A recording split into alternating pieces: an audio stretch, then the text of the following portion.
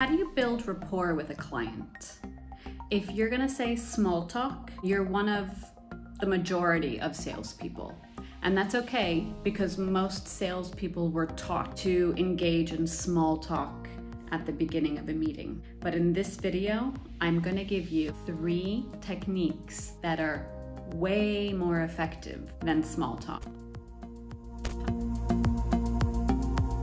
In fact, if you are engaging in small talk at the first meeting that you have with a client, don't do that anymore, because it comes off as very disingenuous, because clients know that you're doing it to build rapport with them. And they know that you're not doing it because you actually care about that picture that's on their desk or the sailboat that's on the wall. They know you're doing it to build a fake relationship that didn't exist before. And it comes off very fake, even if you're very, very good at it. It is the old school mentality of sales. So in this video, what you're gonna learn is the new school mentality, and 3 very simple techniques that you can start doing right away that will increase your conversions and will help you create rapport. If that sounds good to you, click that like button so YouTube will share this video with more people. Let's get into it. Now, if you are somebody that engages in small talk usually, you can still do that, but don't do it on the first meeting.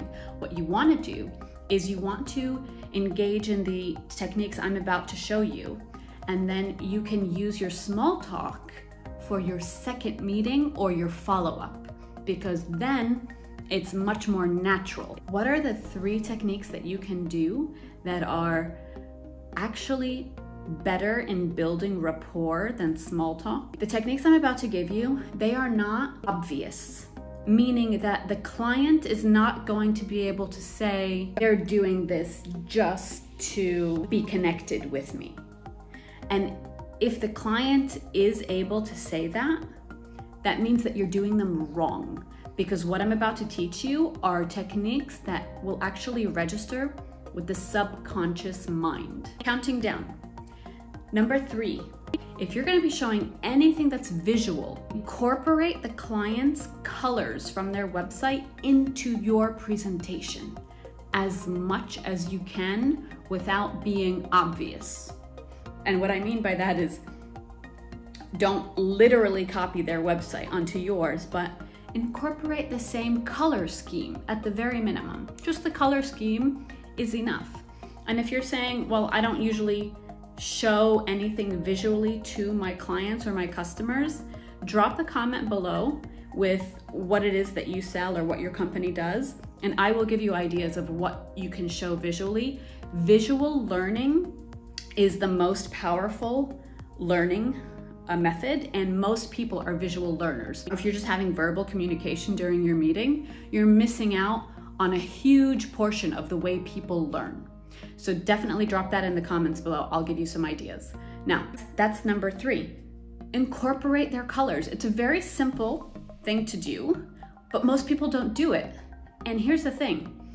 Most clients won't recognize it on a conscious level, but subconsciously they will definitely recognize it, and it will come out in a way where they think, oh, this person really gets us. They really understand our company. Now, to take it one level further, if it's a small business and you're meeting with the owner, or if it's the marketing director, these are usually the people that designed the website.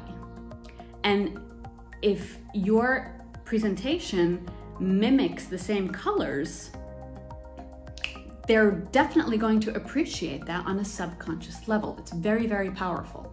Number 2, you want to use the same keywords that your client uses.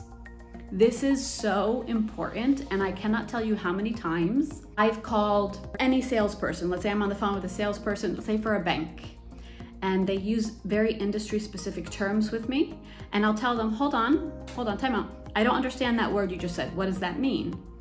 And they'll explain it to me, and then I'll say, oh, okay, so you mean this. And they'll say yes, but then what do? Because they're not good salespeople. they will go back and use their same word, which just makes me feel like they're not listening, they don't care, they're just doing their job. And it's really, really frustrating for me, not just because I'm a sales trainer, but because I'm a human being and I literally just told you I don't know what that word means. Why are you still using it? So don't be that person. You want to use the same words that your clients use. How do you do this? If you haven't met them yet, everything is online, right? You can find the people that you're going to meet, and in a lot of cases, you can find videos of that person speaking. Depending on who it is, sometimes maybe they were interviewed for something. And this is amazing. If you can find this online, watch a video of them speaking, because that's going to tell you so much about the words they use, how they speak, and just their general personality. So you can find out a lot there. Make notes of the words that they use. The second way that you can find out what words you should be using is check their website. I mean, pretty obvious, right? Now, if you're gonna have a phone call with them before the meeting, fantastic, because if you weren't able to find a video of them speaking online, then you can get that when you speak to them over the phone. But again, make sure you write that down in your notebook. And I keep talking about writing things down in a notebook, right? I'm huge on a notebook because most people don't use notebooks, which is just mind-blowing for me. But to expand on the topic of why you should use a notebook and why it's actually one of the most persuasive tools you can use, check out this video. I'll link it in the description below as well. So you want to write everything down and say on the phone that maybe you would not normally have said, or a word that you would not normally have used. The third thing is, when you're actually in the meeting with them, again, in your notebook, make notes of the phrases that they are saying entirely, and the words that they're using that you would normally not be using. And when the time comes in the meeting, repeat those words or those phrases back to them. Now, the number one technique that you should be using to build rapport is mirror and matching. Now, mirror and matching comes in a variety of different ways. So if you're in a face-to-face meeting, the mirror and matching that you want to do is with their body language to start. You want to copy their body language. If they have their arms crossed, it's not a good sign. And in the same video I mentioned before, this one, at the end of this video, you will see a few different body language examples. This is one of them. It will explain what to do in this situation. So check that video out. But for mirror and matching, if somebody does have their arms crossed in a meeting, what you want to do is you actually want to cross your arms, so you're mirroring them. And then eventually, if the conversation is going well, they will uncross their arms when you do. It's very interesting. And again, this is all happening on a subconscious level. Now, if somebody has their arms crossed, why would you want to cross your arms? Because this means that you're both defensive, right? Because on a subconscious level, it tells them that you are the same, or that you feel the same, or that you're familiar. And these are all good things.